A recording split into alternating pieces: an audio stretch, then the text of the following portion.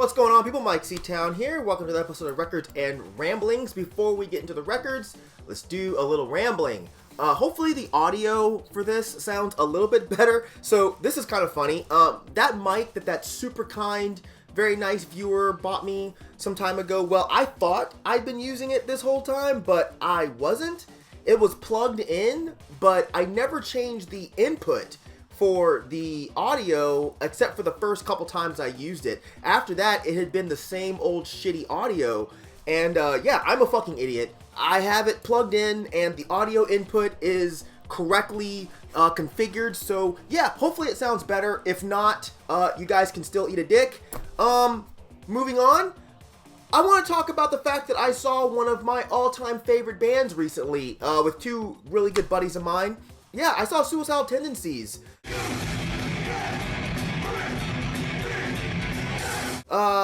Yeah, man, I love that band. They were the first band that I really got obsessed with. They're easily my favorite, like, thrash, hardcore crossover band. My boy Brad actually sent me this picture recently. This is me in high school, and if you look in the background, you can see that old mini Art of Rebellion poster. But yeah, Suicidal, they were fucking fantastic, man. They sounded great. They had a great set list, and they fucking ripped.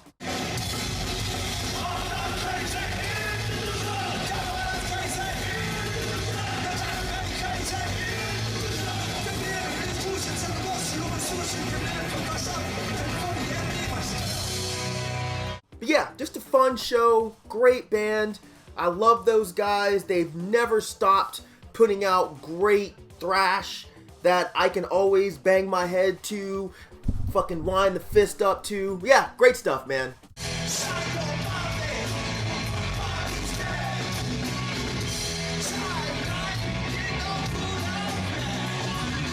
Alright, so let's talk about some records.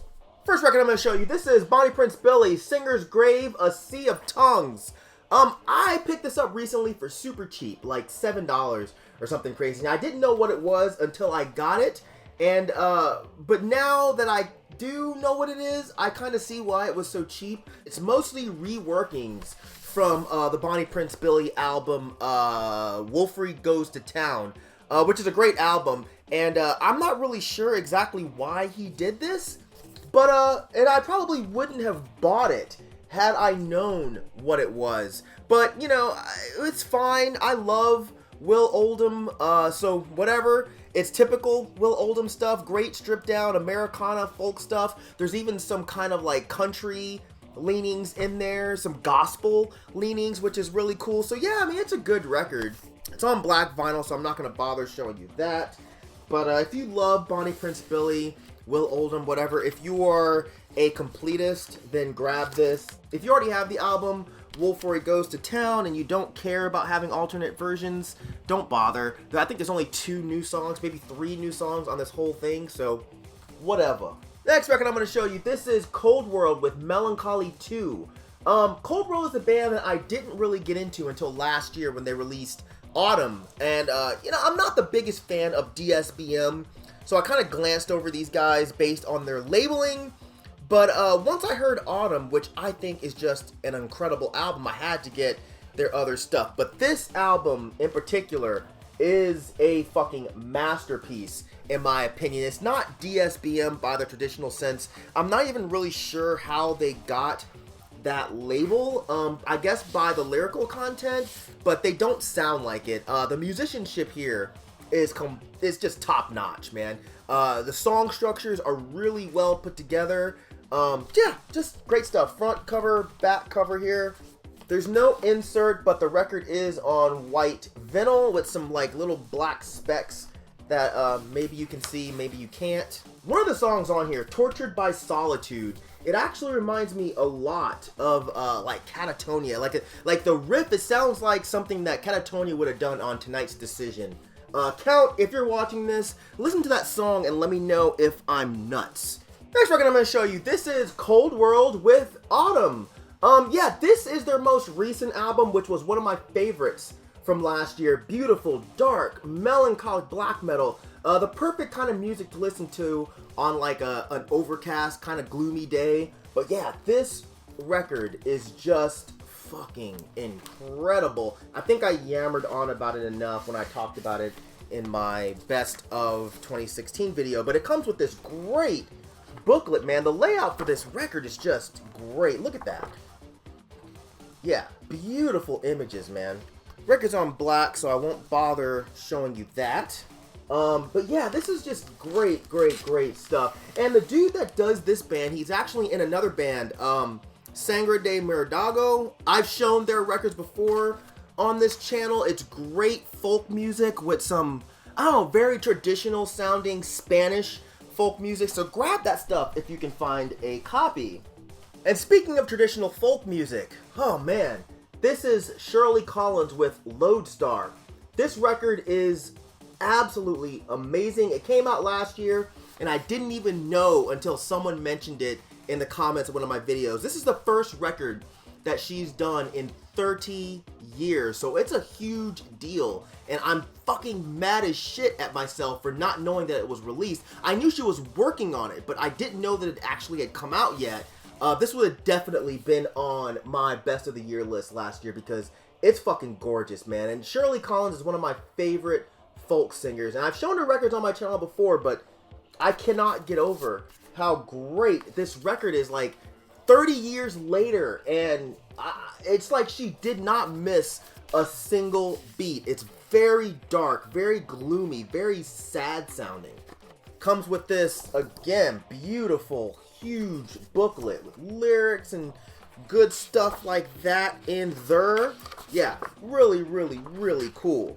If you've not watched her video for Death and the Lady, please make sure you do that. It's some dark, sad shit. And if you like Shirley Collins already, Vice did a mini documentary interview type of thing on her. I'll make sure I link it down below. Make sure you check that out. She seems like one of the most loving, sweet, kind people. And she talks about coming to America, to the South, and hanging out with Alan Lomax, who's this guy who used to, he was an American collector of like blues and folk stuff. And through him, she was introduced to Muddy Waters and Sonny Terry. She talks about that, talks about meeting like these crazy Southern Baptist preachers. It's really, really cool. She also has a documentary coming out, which I think is going to be unbelievable. If anybody from that scene deserves a documentary, it's Shirley Collins. The stuff that she did for English folk in the 70s is just, it's unreal. It's awesome. So yeah, make sure you check that out. Sorry I'm squirming around so much. My fucking back is killing me. I'm getting old, guys. Getting fucking old. Yeah, anyways, last record I'm going to show you in this edition of Records and Ramblings. This is Pissgrave with Suicide Euphoria.